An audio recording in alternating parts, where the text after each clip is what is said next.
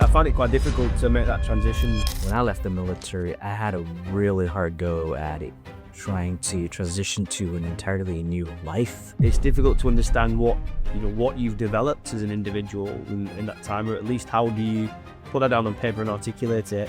But then also, what career do you choose? They want to believe that if I were to sit there for 10 hours a day and apply to 50 jobs today and do it again tomorrow, I would get my point across and somebody would come and reach out to me or offer me a job, but that doesn't seem to be true. Are we going to successfully help or impact the decisions of individuals in a positive way? And I'm talking hundreds of thousands, millions of people.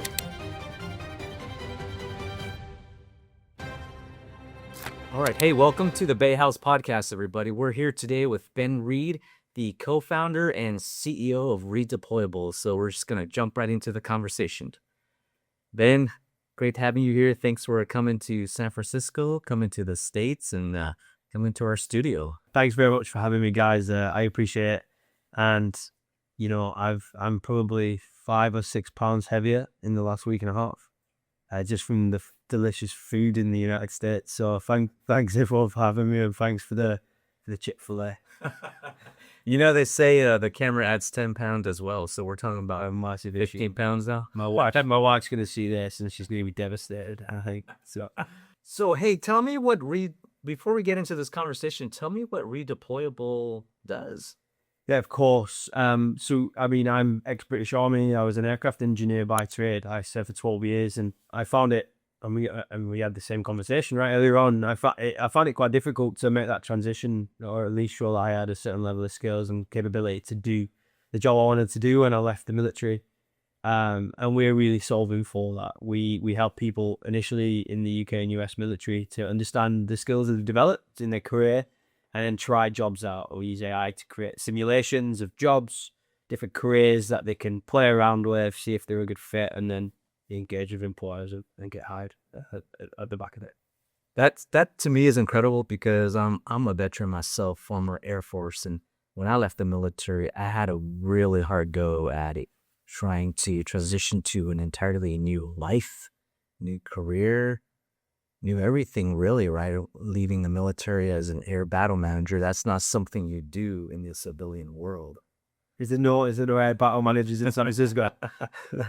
There might be some, but they're few and far in between. And like me, they were and they are currently looking for roles within the civilian sector that match their strengths and capabilities and goals and ambitions. And I find it hard to do without the help of a company like Redeployable and folks like yourself. It's a minefield for people, right? Like in terms of, half the people that come to us, I think just over half want to do something similar to what they've done in the military. It becomes difficult if you've been an air battle manager, or an infantry. And then I think 45% want to do something completely different. So then you go into a market where, again, we spoke about this earlier, but like this is the craziest job market ever in terms of like changing the way white collar's changing, it's significant over the last 1-2 years. So it's just difficult. It's difficult to understand what you've developed as an individual in that time, or at least how do you put that down on paper and articulate it. But then also, what career do you choose? Like what's going to be here in a year? Is the job you're interested in going to be a job in a year's time? And I've seen a ton of different types of roles over the last 1-2 years. Like you would have wanted to be a content creator, right? Anymore, right? Like when you got things like Claude to do that type of work. So it's hard. It's hard beyond the military. It's a sizable challenge, right? Like I don't want to be in healthcare anymore. What do I go and do? I'm just been laid off. What could I go and do? Like this is tough times, but there's a ton of ways you can apply AI to actually help people make those decisions and make the right decisions. Yeah, and I want to get into that, but just kind of talking about your experience, I find it really important for this type of company to have a founder or a co-founder who has lived on both sides of the equation, right? You've been in military environments where skills are incredibly real, but not always easy to explain, as we just mentioned. And then you've also spent time in the business world where everything is sort of packaged as a value proposition. You know, what do you bring to this role? What will you bring to this company? So my question is, what have you realized about how much the value that a veteran brings gets lost as they're trying to translate what they do into civilian speak? I think if you're like doing it solely off the traditional way, right? Like a resume is a resume. It's not the greatest of documents in the world. I don't know how old the curriculum vitae is, but like it sounds pretty old, right? Like it's an old way of doing things. And for somebody making a career switch, at 28-year-old when I left the military, I'd been in for 12 years. I'd never written a resume in my life. I think I asked my brother. I think I said it to my mother-in-law and father-in-law to like check it. Like it's crazy. So it's the Wild West, right? So like I think a lot of it gets lost in that document, unfortunately. And then in a world where it's so easy to generate resume related to a specific job description using a large language model, like companies have been drowned out with applications that at the face of it look reasonably good, but actually aren't even a good fit. So there's like a lot going on in the space. And that's really the reason why we went down the route we went down. It's like, how can you, we know people in the military have got a ton of skills, both soft skills and hard skills, it's technical, leadership, operational, and they've worked on a ton of different equipment, from being on the ground as an infantry through to being super technical, a Navy nuke or an avionics technician or something like that. But how can you allow them to demonstrate those skills to employers beyond the resume is like really where we want to go, because so many people are applying for jobs using a resume and they're not getting through even the first filter to get to an interview. Yeah, so that's a great question. How do they do that? How do they get past that document and into the real world where they're sharing like a real narrative? I swore it's frustrating, right? Because we all said network. You need to network. The reality is like relationships are real, and we're part of like the biggest private members club on earth. Like there are veterans everywhere in all walks of life, whether you start mid-market, large enterprise. If you get referred into a job, first and foremost, you need to be clear on why you're a good fit for that job career. And you need to understand why you're bringing value to that organization. So you can't go in there just completely cold, but like go and meet veterans. Like go and reach out to them on LinkedIn, ask them for 15 minutes at a time, be conscious that they're super busy, and talk about opportunities at the organization, identify some that you're interested in, ask them to refer you into someone within the organization so you can have a proper chat. And you're more than likely going to get some joy if you're kind of homing in on the right path, way and above applying for a job on a careers page cold, like hundreds of thousands of other people who want that job, who are desperate for work, right? So that would be, if I was getting a job tomorrow and there wasn't a tool like ours, I would be figuring out who I need to speak to, and I'd be working hard to try and get 15 minutes at a time. Yeah, I think the sort of fallacy that folks fall into is they believe, or they want to believe, that if I were to sit there for 10 hours a day and apply to 50 jobs today and do it again tomorrow, do it again the next day, that somehow or another I would get my point across and somebody would come and reach out to me or offer me a job. But that doesn't seem to be true at all. No, it's not. It's not. You could get lucky. So like I 100% know people who've got jobs from applying online. So like we're not saying it's impossible. Right. I'm saying like if the commodity is time, where do you best use your time? And to me, the biggest ROI is getting in front of people who are going to introduce you. Yeah, is to me the best way. Okay, so let's say that the veteran or the person that's looking for this role or a role has done their due diligence. They've put in the work, and it's hard work to figure out why you are applying to a role, what makes you click, what makes you happy, what type of career should you fall into. So assuming they've figured that out, they've done all the due diligence, then the next step to me is, how do I stand out and make myself believable versus just trying to be noisier or louder than the next person, right? How do you guys address that at Redeployable?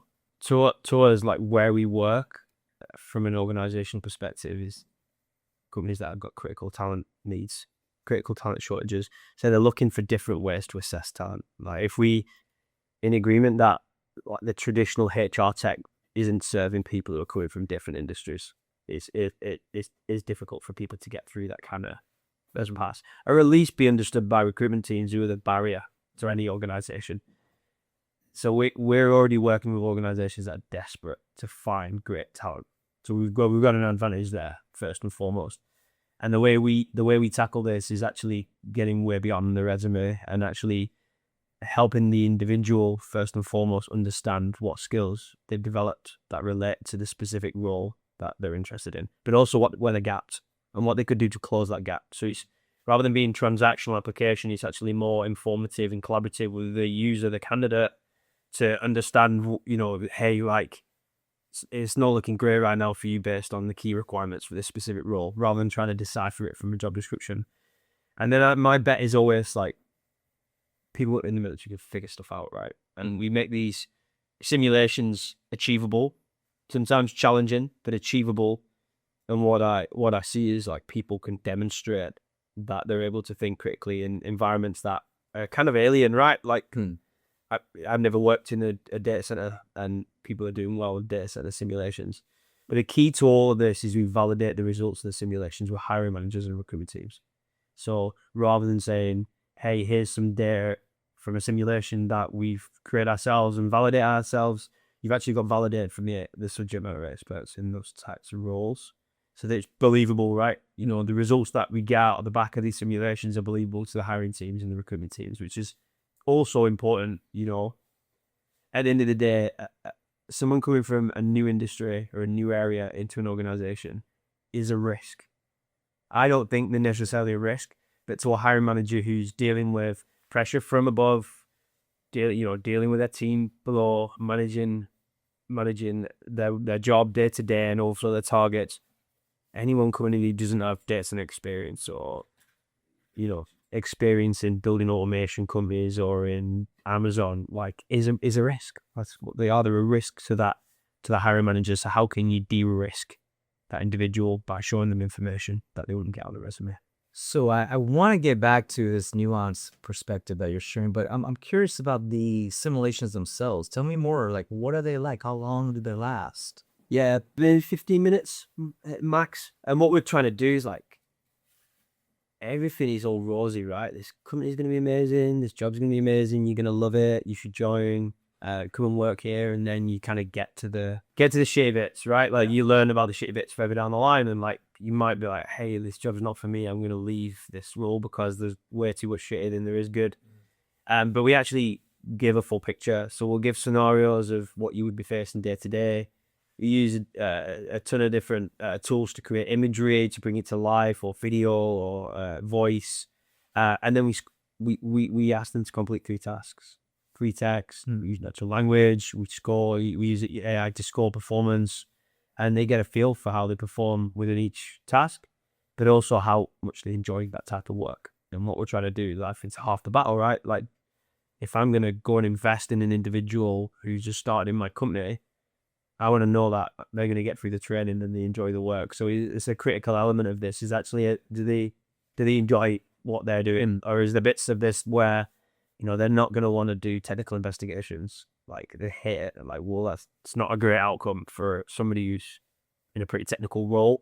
So we kind of surface that enjoyment level as well as performance and aptitude within that type of work. So I think I'm getting a better sense of why Redeployable, you guys have been introduced to us here at Bayhaus, because at Bayhaus, we tell stories as well. We share narratives, but we tend to share those narratives in different ways, more creative ways, sometimes thinking a little bit outside the box, and perhaps for some folks, way too far outside of the box.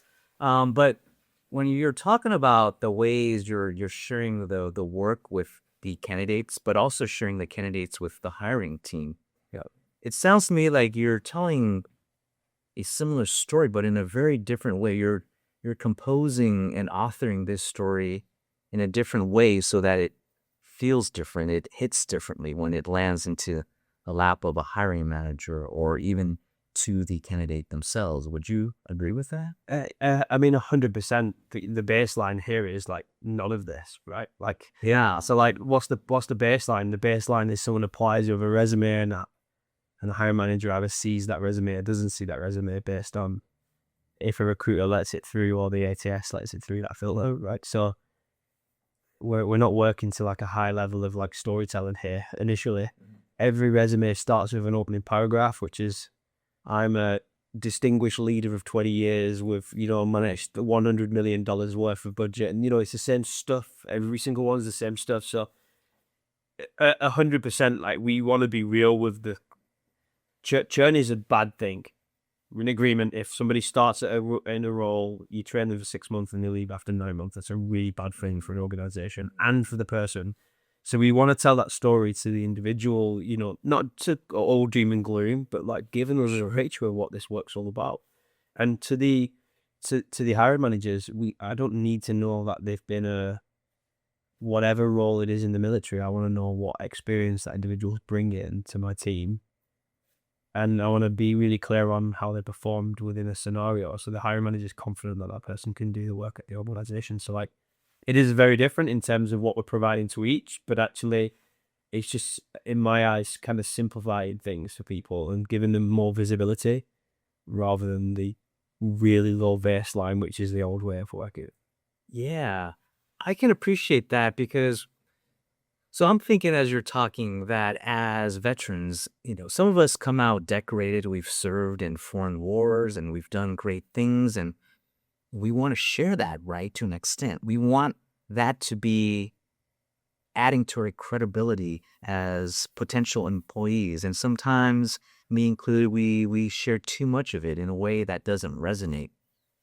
So how do we balance that storytelling that, hey, I've done wonderful, amazing things in this world with, I can also really do what you're asking me to do from a very technical, skill-based perspective? I think then you're moving from selection to interview, right? And this is where you've got to have a little bit of personality, right? Like you've got, I don't disregard any of that.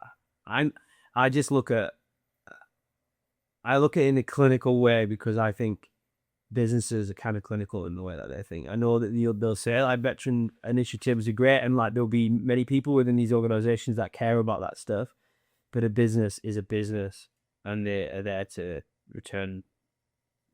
give returns for their shareholders, right? That is the reality of the world, like it or not.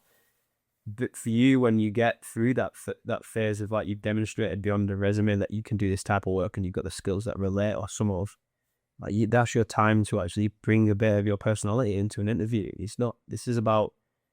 That interview is about you qualifying them as much as them qualifying you, right? And the first part of that is they should want to get to know you a little bit. Who are you? What do you care about? Where do you see your career going? Why you're interested in this company. So that is the opportunity to bring, that's your unique identifier, right? Whatever the accolade is, the award is, like you could talk about it then.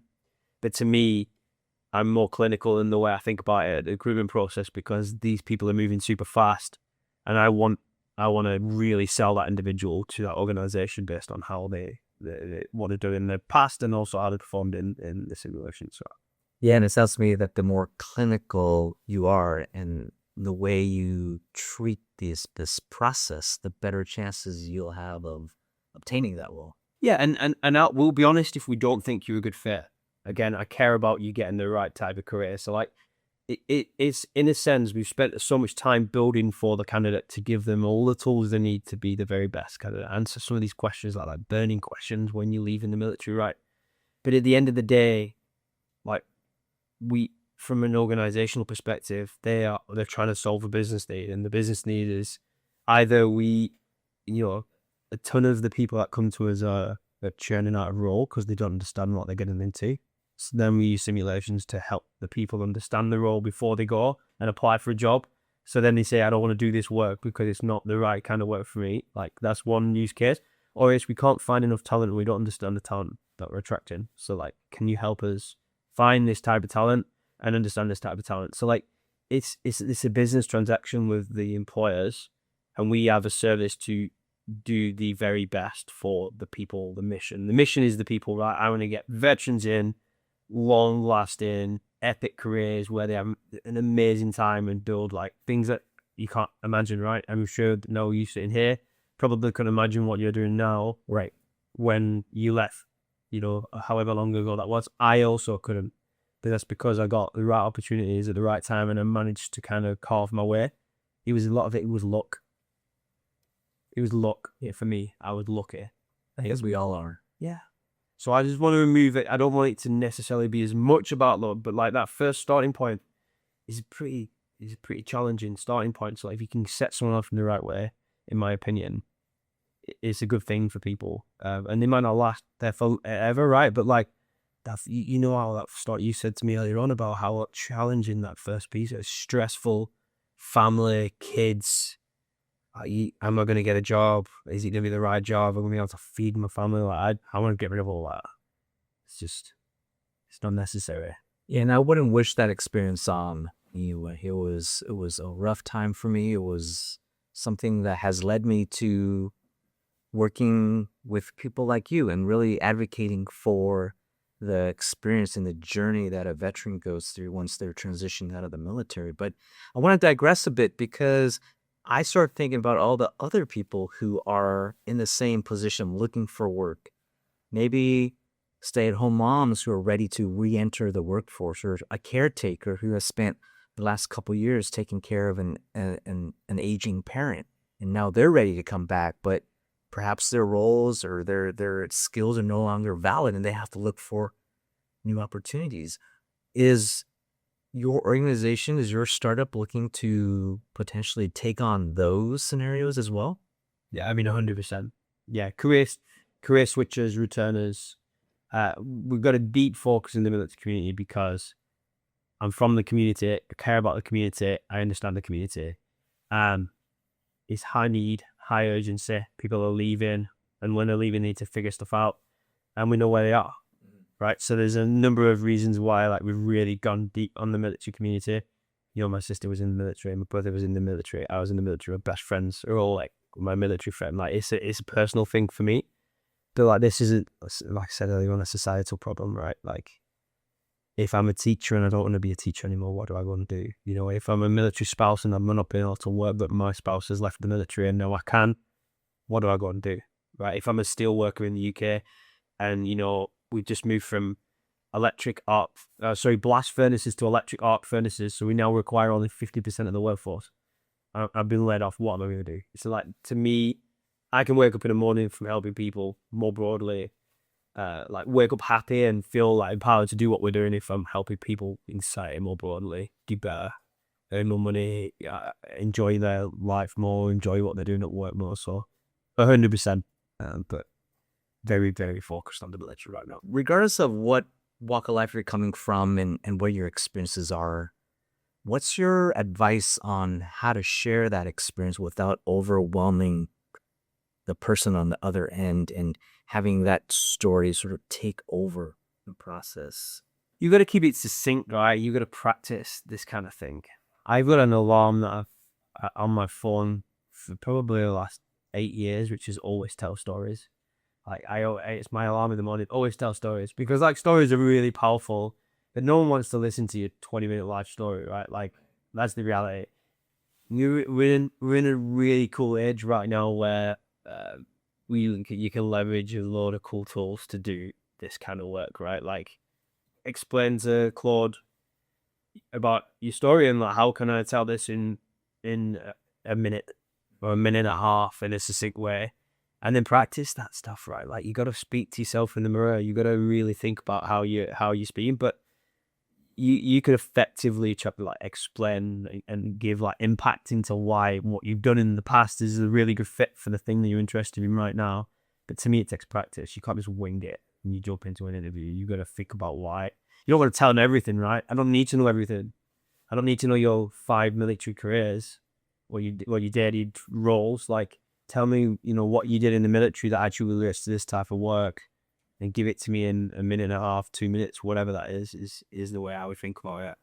It's a really good point about just doing your due diligence and putting in the work, right? And I also like what you mentioned about layering in AI with our human skills, like our ability to share and talk and relate to other people, and then use AI to help you. I love that. This is the greatest time on earth from a technology perspective, in my opinion. Um, I use it for everything. I use it for everything in my life. Because it's an amazing tool, but like regardless of having an amazing tool, you still got to put the work in. Yeah. You still none of this. You're not just going to get a job because you're speaking to Claude. Do you know what I mean? You really got to put the work in, and you got to really think deeply about what you want to do in the future. Try and unpick what you've done in the past and what skills they've developed, and prep. And that reminds me of the video we showed you earlier, because we used AI to produce a theme and aggressively pursued that theme, but without the thought process behind it, without the initial spark, that theme wouldn't really have become anything. And so there is value to having your innate human skills and value to using the AI tools that are available to us in today's world. Yeah, 100%. Yeah, like I saw that video. It's funny. It's also an awesome video, right? And you're not gonna get it to that level right now of like with a tool. Like it needs a little bit of that. I don't know. These are just they're no different than tools we've used in the past, right? They are different, like practically what they do. Like they're impactful, but we've been using technology for the last pretty heavily for the last 25 years, right? Or even longer. And it's a support tool, in my opinion. Redeployable is a support tool. We can help you determine what the right career is. We can connect you to the right employer, but you've got to interview. You've got to prep for that interview. You've got to turn up dressed appropriately. You've got to turn up on time. You've got to know who you're meeting. Like these are things you need to do as an individual, and you can't, avoid that, right? So, it's like anything, in my opinion. You don't get anywhere without hard work, as you know. Yes, 100%. By the way, have you thought about using video to help these folks tell their stories or even share a video before they show up for an interview? Is that something?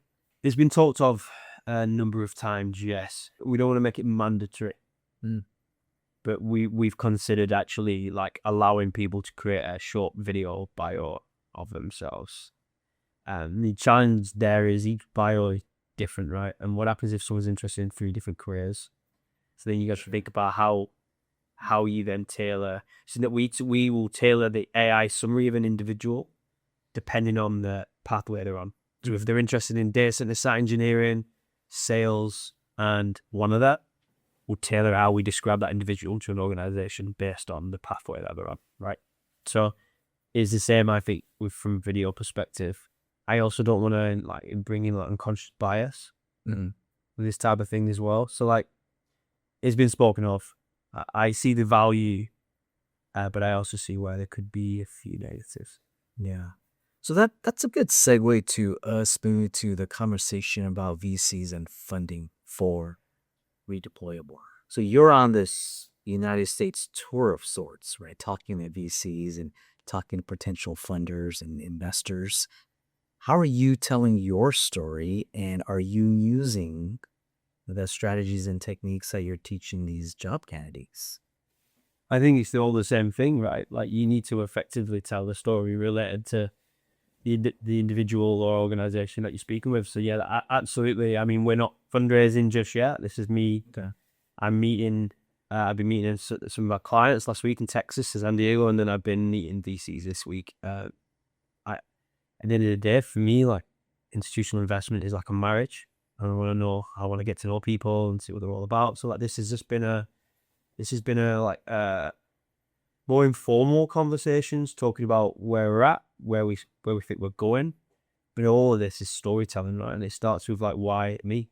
What are my experiences that actually relate to the thing that we're building, right? And so yeah, it's exactly the same thing. Like people relate to stories, and they want to know, they want to understand context, and the easiest way for them to consume the context is by hearing it in the form of a story. So yeah, is the reality. I think you should just adopt it every day in your life. Like, every day convincing my wife to do something, like just tell a story. No, I don't think I actually do that. I'm just trying to be as my great issue. Going back to the clinical strategy, right? How much of your story are you telling, and how much of it is very organizationally based? I think like the people in this space, especially in our veteran niche, know who I am. I'm pretty out there in terms of LinkedIn, but we try and center a lot around the people, the community. Probably our storytelling is less about features and function and more about people, because I think that's the core of our business. You know, we've got a Why We're Here channel on Slack, which is just about people, because then as busy as we get, whatever funding we get, whatever clients we get, like the core reason why we're here is about the people. So we just try and center everything around that. Like there's loads of amazing stories out there, right, of like people just doing awesome things, and that's great. We all thought, you know, I'm not saying we all, but like this focus on the doom and the gloom and the challenges, but like there's so many wins out there of people who have figured it out. So that's what we try and focus our time on. That is the key there. Does that community need to be educated, would you say, or mentored? And okay, there's a nuance between mentoring someone and educating them. I think there's room for both. I think you also need to be inspired.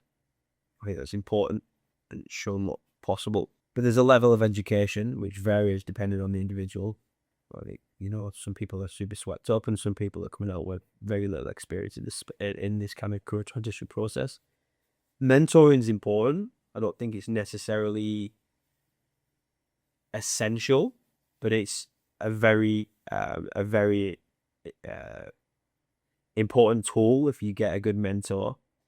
But you don't want that mentor to be biased towards a certain thing, right? Like if, you know, they may steer you down the route that's not right for you, but they think it's a good route, right? So like you just got to be careful. But I think there are organizations out there that provide mentor support networks as well. People like Height Heroes USA have got, I think, 1,500, 2,000 mentors to use veterans. I think Inspired's a big one. Like you don't know what you don't know. You kind of think imposter syndrome's a real thing.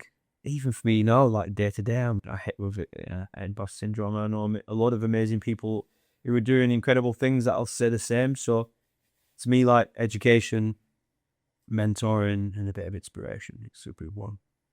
Yeah, being inspired is important for me as well. I mean, I find myself looking for sources of inspiration, because that source of inspiration doesn't always give every single day. So you kind of need to find different multiple sources. Yeah, I also do.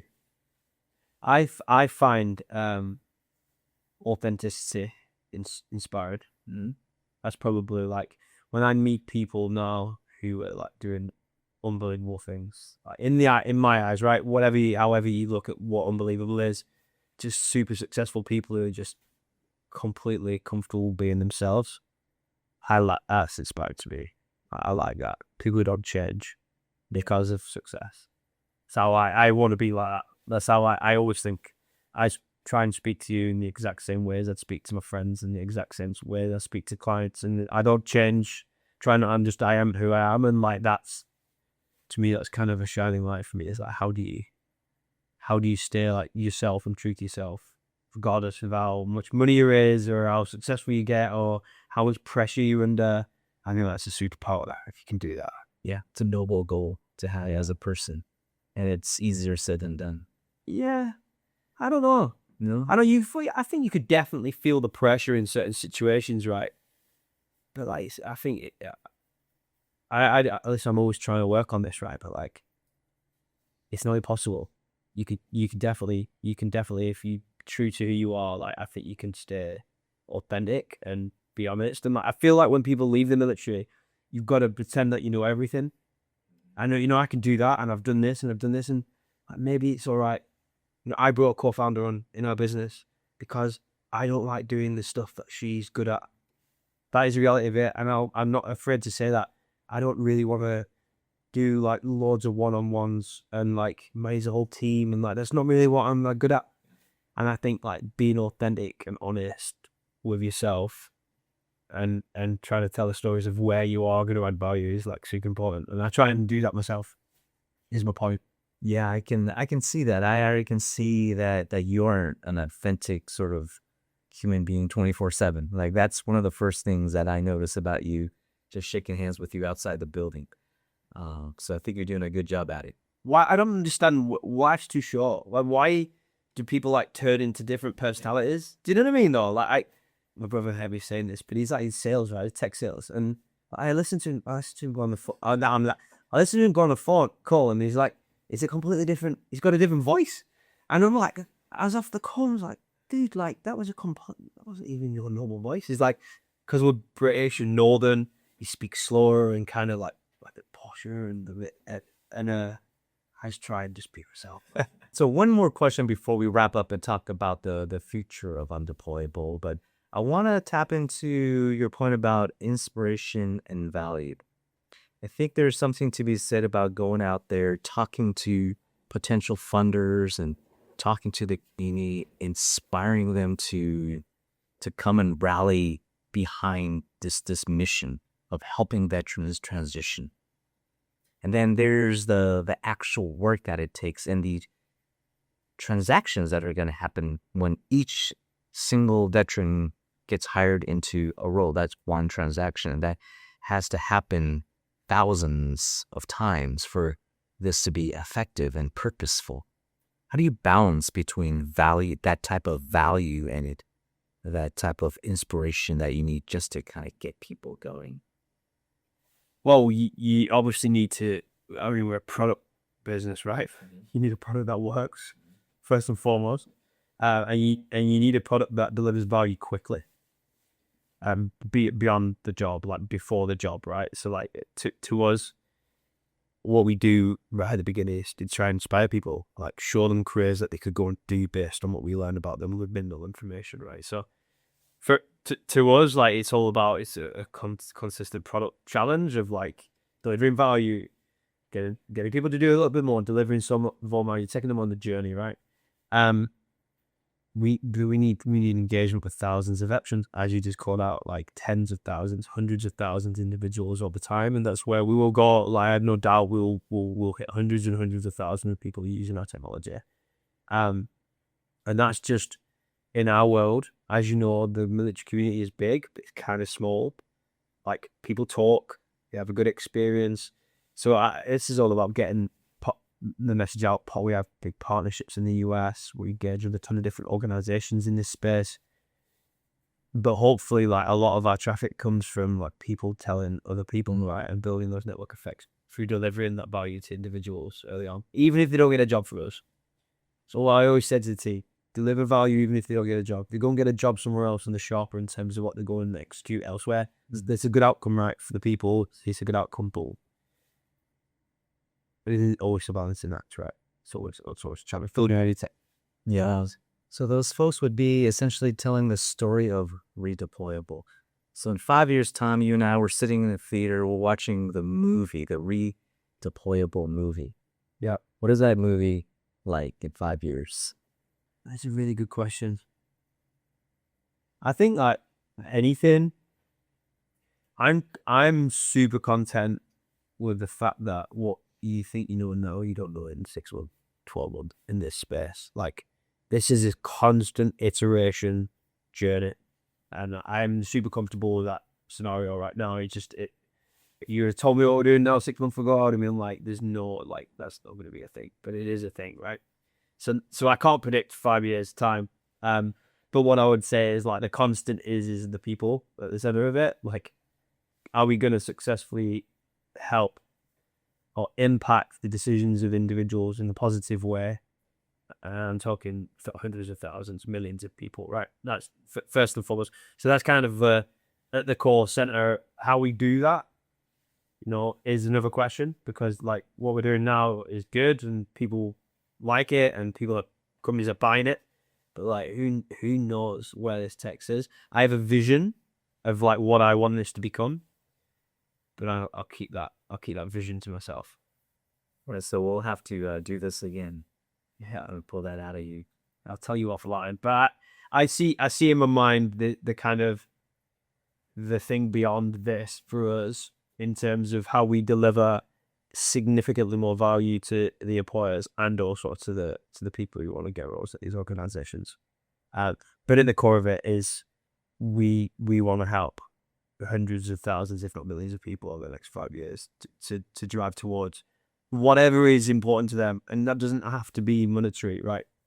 Some people aren't, they're not seeking more money, they're seeking more enjoyment, or they're seeking more flexibility, or they're seeking a job closer to their family. That whatever that is for that individual, like we wanna have that positive impact. Hey, well, best of luck on the journey. We hope to have you back here again talking about the successes and the progression that you've made with Redeployable. And if we are able to help in any way, let us know. We'd love to be a part of this amazing journey with you. Oh, I appreciate it, and I'm just seeing how cool your video is. So like we're probably going to tap you up some videos at some point. I just want to let you know that because it is pretty cool. For everyone listening, go and check out their videos because they're awesome. Well, thank you for the kudos. So for the community out there, the Bayhaus community, thanks for joining us on another episode. We hope to have you back again soon. And in the meantime, be good, and we'll take care, and we'll see you soon.